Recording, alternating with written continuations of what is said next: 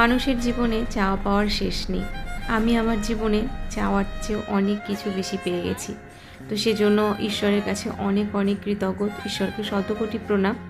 আজকে আবার একটা ইচ্ছে আমার পূরণ হতে চলেছে। যবে থেকে কাতারে এসেছি তবে থেকে কিন্তু এই ইচ্ছেটা আমার মনের মধ্যে দানা বেঁধেছিল। ছোটোবেলায় আমাদের মনের মধ্যে সকলেই নিশ্চয়ই কিছু না কিছু স্বপ্ন কিছু কি দেয়, তাই না?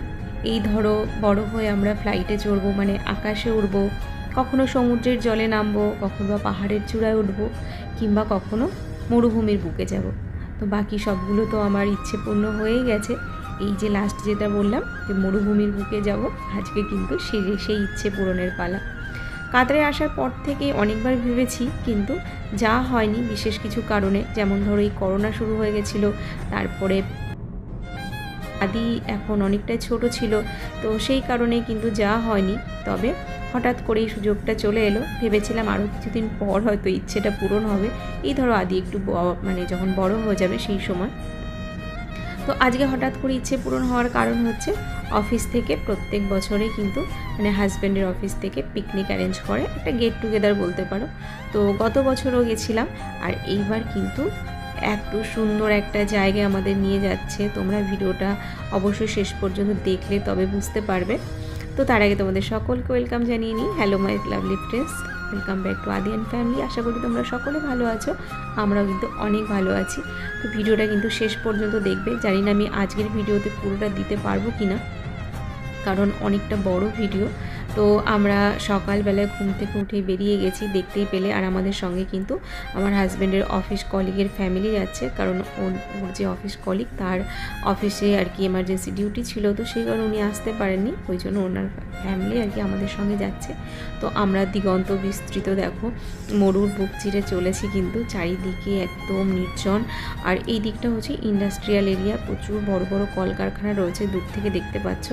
আমরা অলমোস্ট পৌঁছেই গেছি। দেখো এই যে শুরু হয়ে গেছে একদম রাশি রাশি বালু, আর তার মধ্যে কিন্তু এই যে সমস্ত ছোট ছোট ঘর মতো দেখতে পাচ্ছ, এগুলো কিন্তু ডেজার্ট সাফারির জন্য এগুলো করে রাখা আছে। এখানে ধরো ওই 4 হুইলার বা বাইক বা ক্যামেল রাইডও হয়, তো সেই কারণে এগুলো সমস্ত এখানে অ্যারেঞ্জ করা রয়েছে।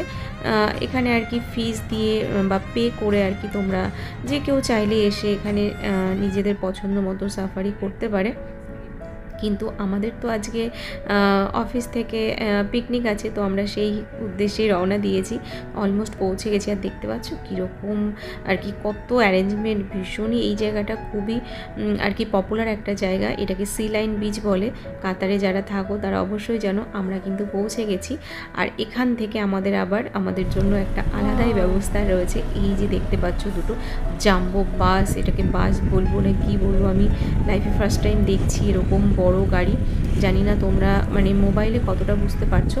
যে এখানে সবাই আমরা গাড়ি নিয়ে এই পর্যন্ত এসেছি, আর এই যে বড় বড় দুটো বাস দেখতে পাচ্ছ, এইগুলো করেই কিন্তু আমাদের ডেজার্ট সাফারি করে আর কি আমাদের যে রিসর্টটা বুক করা হয়েছে সেটা একদম আর কি ওই ডেজার্টের মাঝখানে।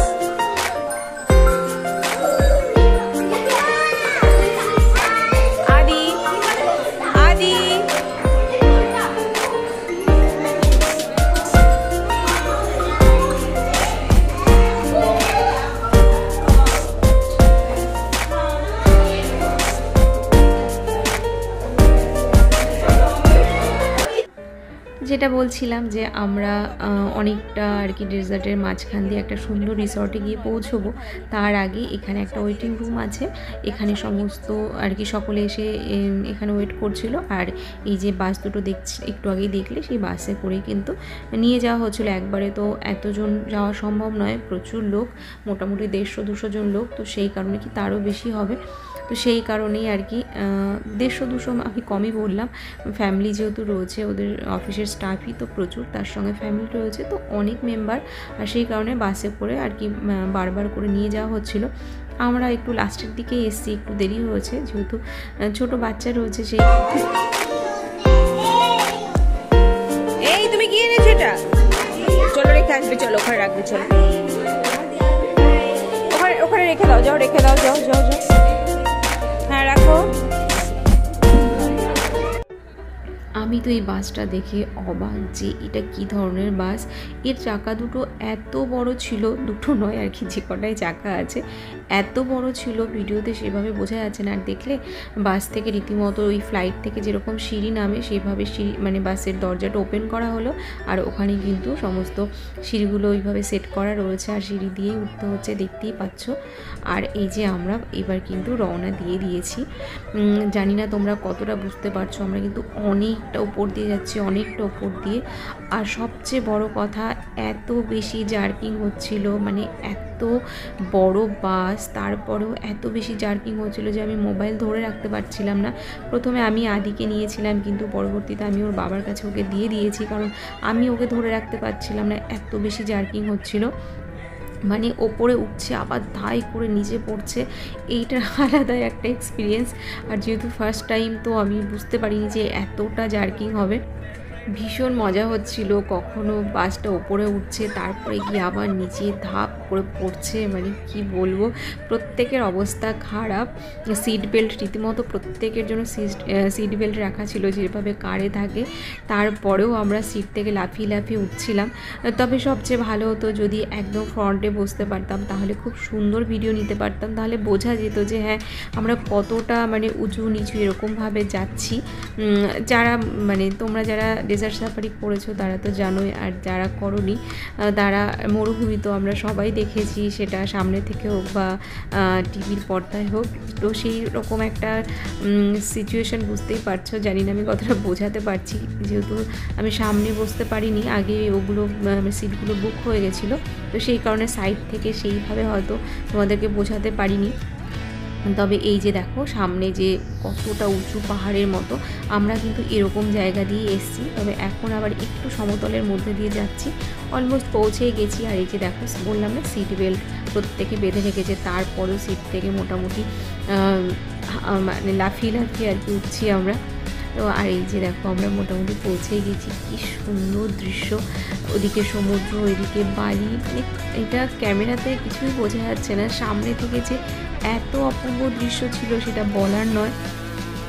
তো আর এই যে জলটা বেশ সমুদ্রের জলটাই কিছুটা আর কি ভেতরে বালিয়াড়ির ভেতরে চলে এসছে, রোদের আলো পড়ছে, যেহেতু সকালের দিকটা একদম চিকচিক করছে, মানে এত সুন্দর দেখতে লাগছিল, তো কি বলবো, ভাষায় প্রকাশ করার মতো নয়। আমার আজকের এই দিনটা সারা জীবন মনে থাকবে।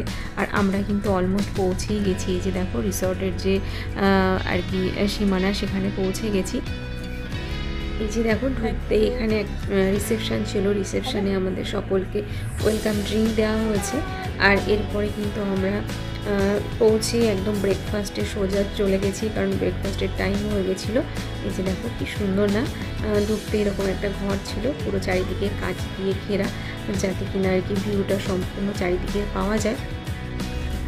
অনেকটা দেরি হয়ে গেছে আমাদের আসতে, বললামই আমরা একদম লাস্টের দিকে এসেছি, আর প্রচণ্ড খিদেও পেয়ে গেছে, এখন অলমোস্ট ওই 10টা মতো বাজে। তো আমরা সবার আগে ব্রেকফাস্ট করে নেব। আর সারাটা দিন কিন্তু আমাদের আজকে এখানে প্রোগ্রাম রয়েছে, মানে একদম বিকেল পর্যন্ত এখানে আমরা থাকবো, পুরোটাই তোমাদের সঙ্গে শেয়ার করব। তবে মনে হয় না এই ভিডিওতে শেয়ার করতে পারবো, কারণ অলরেডি ভিডিওটা অনেকটা বড় হয়ে গেছে। নেক্সট ভিডিওতে তোমাদের সঙ্গে বাকি সারাটা দিন কি করলাম আর এখানকার চারিদিকটা তোমাদের সঙ্গে ভালো মতো শেয়ার করব। ডেজার্টের মাঝখানে যে আর কি রয়েছে সেটা আমিও দেখবো আর তোমাদের সঙ্গেও শেয়ার করব। আশা করি তোমাদের ভালো লাগবে। নেক্সট ভিডিওটা অবশ্যই তোমরা দেখো।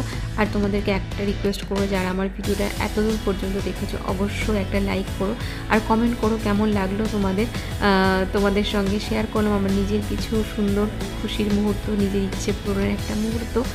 তবে ইচ্ছে আছে পরবর্তীতে যখন আদি বড় হবে, প্রপার যে ডেজার্ট সাফারি হয়, মানে এই বাসের মধ্যে করে অতটাও বোঝা যায় না, কিন্তু 4 হুইলারে করে করলে একদম সামনে থেকে সম্পূর্ণটা দেখা যায়, তো সেটা ইচ্ছে আছে। তবে এখন নয়, আদি আর একটু বড় হলে তখন করব।